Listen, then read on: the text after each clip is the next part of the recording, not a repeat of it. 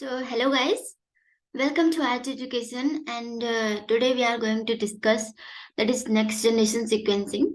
There are the different methods of the next generation sequencing. We have discussed that is old generation sequencing method means old methods, that is Maxim, Gilbert method and Sanger sequencing methods in the previous videos. So if you want to see the previous videos, you can refer the part first, and this is the part second. I'm going to discuss here. So in the next generation sequencing method, there are so many methods like parasequencing methods and ion torrent sequencing methods, 454 sequencing methods. इसके अलावा that is latest generation sequencing method, that is nanopore sequencing methods. So there are so many broad sequencing methods are there. So we can sequence or we can find out our orders on the sequence or of the nucleotide bases in the DNA as well as in the RNA. So in this video, I am going to discuss here that is parasequencing methods and Illumina sequencing method basically. These are the two methods, how we can differentiate, what are the differences between these two, how we can find out the order on the nucleotide bases. So let's get started. So basically पैरो sequencing method is what पैरो, जैसे कि term भी बता रहा है कि पैरो मीन्स क्या होता है, फॉस्फेट पैरो ग्रुप पैरोफॉस्फेट। ठीक है, तो यहाँ पे क्या होता है, कोई एंजाइम है, जैसे कि अगर हम बात करेंगे अभी कौन कौन से एंजाइम इन्वॉल्व है in this technology. So pyro sequencing method was developed by the Mostafa Ronaghi and Pal Nyren at the Royal Institutes of the Technology Stockholm in 1996. Okay, it is discovered by the specific scientist, that is Mostafa Ronagi and Paul Nyren. ठीक है, parasequencing is the real-time method that catalyzes the 4 kinetically well-balanced enzyme. यहाँ पे 4 enzyme involve होते हैं, कौन कौन से, DNA polymerase, ATP sulfurylase, firefly luciferase and apyrase. हम इसके आगे देखने वाले हैं कि इन एंजाइम्स के क्या क्या रोल्स हैं, क्या क्या फंक्शंस करते हैं, कैसे कैसे हम इसका सीक्वेंस फाइंड कर सकते हैं. ठीक है, each nucleotide is provided and tested individually for its incorporation into DNA template. Means each nucleotide provided, जो भी न्यूक्लियोटाइड है वो क्या होगा, इनकॉर्पोरेशन करता है, कैसे डिफरेंट डिफरेंट एंजाइम उस पर वर्क करेंगे. उसके बाद हम देखेंगे कि finally how we can get our sequence. Each nucleotide incorporation event is accompanied by release of inorganic pyrophosphate in a quantity equimolar to the number of incorporated nucleotides. इसका मतलब क्या है, इक्विमोलर. जब जब डीएनटीपीज ऐड होगा DNA sequence में, जब जब डीएनए में डीएनटीपीज ऐड होते हैं तो क्या होता है कि जो भी न्यूक्लियोटाइड ऐड होते हैं, जो भी न्यूक्लियोटाइड पॉलीमरेज ऐड करता है डीएनए पॉलीमरेज, वो किस फॉर्म पे ऐड होते हैं, मोनोफॉस्फेट में. जब वो मोनोफॉस्फेट के फॉर्म में ऐड होंगे तो जो कि उसमें 3 फॉस्फेट होते हैं, ट्राईफॉस्फेट बोलते हैं हम, डीऑक्सी राइबोन्यूक्लियोटाइड ट्राईफॉस्फेट. तो हम बोल सकते हैं कि जब फॉस्फेट की ब्रेकेज होगी तो 2 फॉस्फेट जो होंगे वो रिलीज हो जाएंगे और उसी को ही हम बोलते हैं पैरोफॉस्फेट. ठीक है, release of the PPI triggers the ATP sulfurase reaction resulting in the quantitative conversion of PPI to ATP. इसके बाद जब PPI रिलीज होगा तो क्या होगा, इस पे एक एंजाइम वर्क करेगा, दैट इज ATP सल्फ्यूराइलेज. ठीक है, वो क्या करेगा, उसको फिर से ATP में कन्वर्ट करेगा. उस ATP का यूज करके हम कैसे सीक्वेंस को फाइंड आउट करेंगे. ATP is readily sensed by the firefly luciferase producing a light. उसके बाद क्या होगा, जो भी एटीपी होगा, जो भी रिलीज होगा एटीपी, तो उसके बाद यहाँ पे ल्यूसीफेरेज एंजाइम वर्क करता है, जिससे ल्यूसीफेरिन प्रोटीन, ल्यूसीफेरिन जो होता है उसके बाद जो होता है क्या होता है, ये जो लाइट, ये जो एंजाइम है वो क्या प्रोड्यूस करता है, जो प्रोडक्ट बनता है तो उसको ऑक्सी ल्यूसीफेरिन बोलते हैं. और ये क्या ये जो प्रोडक्ट होता है वो क्या करता है, लाइट प्रोड्यूस करता है. That's why we can see we can find out the sequence of our nucleotides. Means आपको यहाँ पे ये याद रखना है कि ये जो सीक्वेंसिंग है, यहाँ पे हम कैसे न्यूक्लियोटाइड की सीक्वेंसिंग कर सकते हैं लाइट प्रोडक्शन के through. This is the main point. ठीक है, which is proportional to the amount of DNA number of incorporated nucleotides. और जो भी जितनी लाइट प्रोड्यूस होगी वो किसके अकॉर्डिंग होगी, proportional to amount of DNA number of incorporated nucleotide. ठीक है, nucleotides in including unreacted DNPs and generated ATP are degraded by A-pyrase। इसके बाद जितने न्यूक्लियोटाइड उसमें ऐड हो जाते हैं, जो न्यूक्लियोटाइड बचते हैं सॉल्यूशन में, उसको डिग्रेड करने वाला भी तो कोई होना चाहिए, तो उसके लिए एक एंजाइम यूज करते हैं, दैट इज A-pyrase। ये क्या करता है, जितने भी रिमेन न्यूक्लियोटाइड बचे होते हैं सॉल्यूशन में, जो ऐड नहीं हुए होते हैं, उनको डिग्रेड कर देता है, जिससे कि कोई भी फॉल्ट जनरेट ना हो एक्सपेरिमेंट में। ठीक है, now we are going to discuss the diagram here, so you can see the diagram, this is the vector diagram।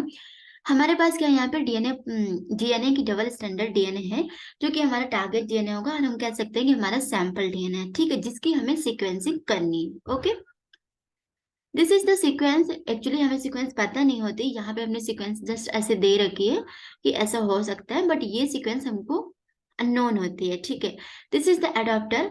यहाँ पे क्या करते हैं, जब भी हम नेक्स्ट जनरेशन की बात करते हैं तो हमेशा एडाप्टर तैयार करते हैं। एडाप्टर जो होते हैं वो क्या होते हैं, just like a primer sequence होते हैं, जो कि आर्टिफिशियली सिंथेसाइज्ड होते हैं। किसका काम करते हैं, प्राइमर का, जिससे कि डीएनए को क्या मिल सके, प्राइमेज प्राइमर मिल सके। ठीक है, क्योंकि डीएनए पॉलीमरेज की जो कंडीशंस होती है वो क्या होती है, एक तो वो बोलता है कि मेरे को टेम्पलेट डीएनए चाहिए, तभी मैं रीड कर करके न्यूक्लियोटाइड ऐड कर पाऊंगा। ठीक है, और दूसरी चीज वो बोलता है कि मेरे को प्राइमर भी चाहिए, कभी भी मैं कोई भी चीज स्टार्ट नहीं करता, तो स्टार्ट करने के लिए हम क्या लगाते हैं, यहाँ पे प्राइमर लगाते हैं। ठीक है, फिर यही डीएनए पॉलीमरेज इस पे काम करेगा, ये डीएनटीपीज ऐड करेगा। डीएनटीपीज जो ऐड करता है डीएनए पॉलीमरेज, वो किस फॉर्म में करता है, मोनोफॉस्फेट के फॉर्म में करता है। इससे क्या होता है, ये पायरोफॉस्फेट रिलीज हो जाता है। ठीक, पायरोफॉस्फेट रिलीज होने के बाद इस पे एक वर्क करता है, एक कंपाउंड वर्क करता है, दैट इज एडेनोसिन फास्फोसल्फेट। यहाँ पे आपको कंफ्यूज नहीं होना है, this is not ammonium persulphate, this is adenosine phosphosulphate. ठीक है, इस पे एंजाइम वर्क करता है, दैट इज सल्फ्यूराइलेज। सल्फ्यूरिलेज क्या करते हैं, इसको एपीएस को पीपीआई की हेल्प से क्या कर देता है, एटीपी में कन्वर्ट कर देता है। Okay, when it will convert into ATP, then again luciferase will work. Luciferase having the one compound or one molecule having, that is luciferin। ये कन्वर्ट हो जाता है luciferase की हेल्प से, किसमें, ऑक्सील्यूसिफेरिन में, और यहाँ पे क्या होती है, लाइट प्रोड्यूस होती है। जब जब यहाँ पे लाइट प्रोड्यूस होगी, जब जब न्यूक्लियोटाइड ऐड होगा, कहने का मतलब जब जब न्यूक्लियोटाइड ऐड होगा, तब तब लाइट की प्रोडक्शन होती है। लेकिन आप सोचो, यहाँ पे जो है, ये जो सल्फ्यूराइलेज एंजाइम है, सल्फ्यूरिलेज एंजाइम है, ये क्या करता है, इसको हर बार एपीएस को ही रिकॉग्नाइज करता है। तो जब ये एपीएस को ही रिकॉग्नाइज करता है, तो लाइट प्रोड्यूस होने वाली है। लेकिन लाइट तो जब जब न्यूक्लियोटाइड होगी, ऐड होगी, तब तब प्रोड्यूस होगी। तो हम डिफ्रेंशिएट कैसे करेंगे, क्योंकि कौन सी न्यूक्लियोटाइड कब ऐड हुई है। तो इसका जो डिफ्रेंशिएशन है, हम कैसे करते हैं, ग्राफ के थ्रू करते हैं। एक्चुअली जो ये प्रोसेस हो रही है, वो एक डिटेक्टर सिस्टम के थ्रू जुड़ी होती है, कनेक्ट होती है। तो जब ये लाइट प्रोड्यूस होती है, तो यहाँ पे क्या होता है, intensity of light produce means different different nucleotides की डिफरेंट डिफरेंट इंटेंसिटी होती है। तो जो ये पीक पॉइंट होते हैं ना, जो भी न्यूक्लियोटाइड होगी, इसके सभी के पीक पॉइंट्स क्या होंगे, सेम होंगे, मीन सेम न्यूक्लियोटाइड के सेम पीक पॉइंट होंगे। जब ये सेम पीक पॉइंट होंगे, तो हम ये डिटेक्ट कर सकते हैं कि कौन सा न्यूक्लियोटाइड कब जनरेट हुआ है या कब ऐड हुआ है। So this is the main method, और we can say how we can differentiate. तो यहाँ पे क्या होता है, मेनली लाइट प्रोडक्शन होता है, and these are the different enzyme, that is DNA polymerase, sulfurylase and luciferase, these are the different enzymes which are involved in the pyrosequencing। and one more enzyme already I have discussed, that is A-pyrase। A-pyrase क्या करता है, जो भी solution में remain और left nucleotide बचे होते हैं, उनको क्या कर देता है, डिग्रेड कर देता है। ठीक है, so this is the pyrosequencing, and we are going to discuss next sequencing method। okay, this is the continuous point for pyrosequencing। The activity of all four enzymes can be directly studied in the real time, providing a detailed picture of the kinetics of the enzymes involved in the genetic pyrosequencing peak। यहाँ पे जो भी हम देखते हैं sequencing कैसे करते हैं, जो भी लाइट की इंटेंसिटी होती है, उसके ग्राफ के पीक के अकॉर्डिंग करते हैं कि कौन सा न्यूक्लियोटाइड कब ऐड हुआ है। The light generated from the reactions is directly proportional to the number of incorporated nucleotides। ठीक है, जितने ज्यादा न्यूक्लियोटाइड्स ऐड होंगे, उतनी ज्यादा क्या होगी, लाइट जनरेट होगी। So the raw data can represent a very accurate and quantitative signal। इससे क्या होता है, हमें कोई भी कंफ्यूजन नहीं होती है, बिल्कुल एकदम एक्यूरेसी के साथ हम डिटेक्ट कर सकते हैं कि कितनी न्यूक्लियोटाइड, कौन सी न्यूक्लियोटाइड ऐड हुआ है। Okay, pyrosequencing has gone through the major technical developments to become a versatile technique for the different applications, most notably an analysis for the single nucleotide polymorphism, tag sequencing, microbial typing sequencing of the difficult secondary DNA structure and gene resequencing. So we can use for the resequencing or we can use for the versatile techniques. There are so many techniques by this, and we it is the used for the so many methods. It is used for the so many disease diagnosis like that, for the DNA fingerprinting. So we can do by this sequencing of orders, sequencing or orders of the nucleotide bases in the DNA as well as in the RNA. Moving to the next slides, and this is the that is Illumina sequencing. ठीक है, so Illumina sequencing, Illumina sequencing, Illumina क्या है, basically एक company का नाम है. Okay, this system was initially developed in the 2007 by Solexa and was subsequently acquired by Illumina. Illumina next generation sequencing utilizes fundamentally different approach from the classic Sanger chain methods. कहने का मतलब है कि जो भी हमने अभी तक देखे सैंगर चैन मेथड्स, इसके अलावा चैन डिग्रेडेशन मेथड्स, इसके अलावा अगर मैं बात करूंगी पैरा सीक्वेंसिंग, तो अपनी हर एक टेक्निक की अपनी अपनी अदा है. कहने का मतलब हर एक टेक्निक की अपनी अपनी फिजियोलॉजी है कि कोई लाइट प्रोड्यूस करता है, कोई केमिकल से डिग्रेड होता है, कोई किसी में चैन टर्मिनेट होती है. सो यहाँ पे भी एक स्पेसिफिक है जिसको हम बोलते हैं sequencing by synthesis technology, SPS technology. ठीक है, it is based on the sequencing by synthesis technology, tracking the addition of leveled nucleotides as the DNA chain is copied in massively parallel fashion.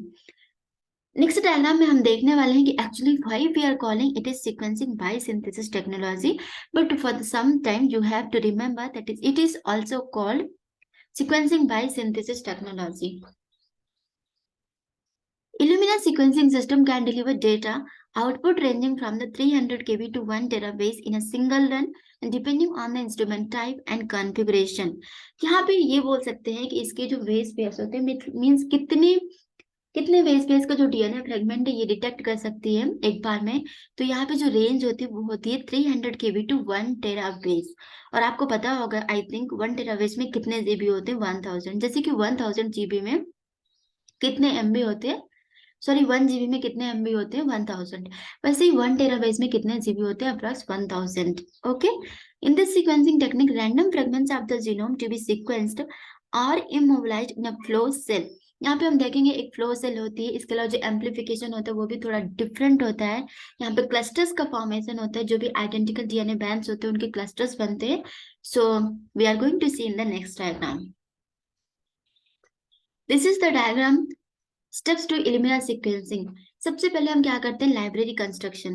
Library construction में हम क्या करेंगे, जो भी हमारे पास DNA होगा, जो भी हमारे पास जीनोमिक डीएनए होगा जिसकी हमें सीक्वेंसिंग करनी होती है, उसको लेते हैं और उसको क्या करते हैं, हम सबसे पहले डीनेचुरेशन करवा देंगे. क्यों डीनेचुरेशन कराएंगे, ये मैंने प्रीवियस वीडियो में भी बताया था, यहाँ पे भी बता देती हूँ.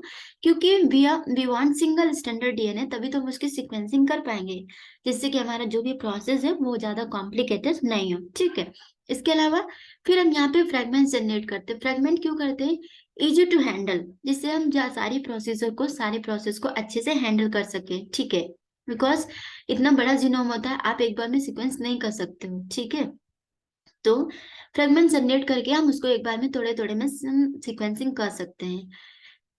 सो select 200 to 300 base pair fragment. और यहाँ पे जो एक्चुअली ये फ्रेगमेंट्स होते हैं इनको बोलते हैं reads, READ, that is read. Okay, एक बार जो फ्रेगमेंट रीड करते हैं उसको बोलते हैं स्पेसिफिकली रीड्स. फिर इसके बाद क्या होता है, क्लस्टर जनरेशन. क्लस्टर जनरेशन में स्पेसिफिकली क्या होता है, ऐड टू फ्लो सेल और उसका ब्रिज एम्प्लीफिकेशन. इसका मतलब है हम क्या करेंगे, flow cell. Flow cell friends क्या होती है, फ्लो सेल जैसे होती है, जैसे यहाँ पे ये you can see this is the flow cell. यहाँ पे क्या होते हैं, ग्रुप्स होते हैं. इस ग्रुप्स में क्या लगे होते हैं, बीट्स लगे होते हैं, दैट इज मैग्नेटिक बीट्स. और फिर उस मैग्नेटिक बीट्स में क्या होते हैं, अडॉप्टर्स लगे होते हैं.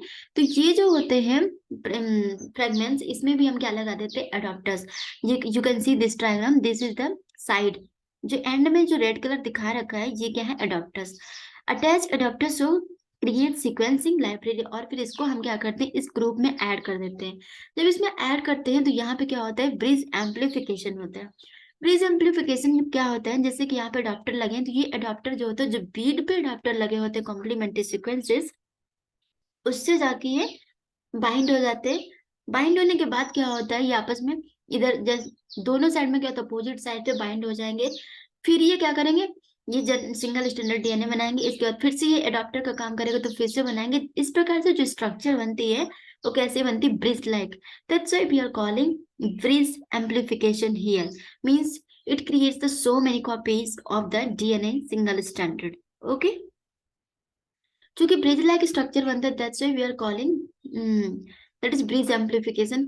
और आप देख सकते हैं यहाँ पे ये क्लस्टर्स बन गया, this is the 1 2 3 4, these are the different 4 clusters of the identical copies of the DNA. Okay, फिर इसके बाद हम क्या करते हैं, ये जो भी हमारे क्लस्टर्स होते हैं इसको हम क्या कर देते हैं, सैंपल को लोड कर देते हैं। जब इस मशीन के थ्रू लोड करेंगे इसमें, तो ये मशीन जो होती है वो क्या करती है, डिटेक्ट करती है। कैसे डिटेक्ट करती है, यहाँ पे क्या होता है, एक्साइटेशन होता है। क्या होता है, एक्साइटेशन, फ्लोरेसेंस एक्साइटेशन होता है। Sequencing single bases at a time and imaging data analysis, images transformed into base cells and reads।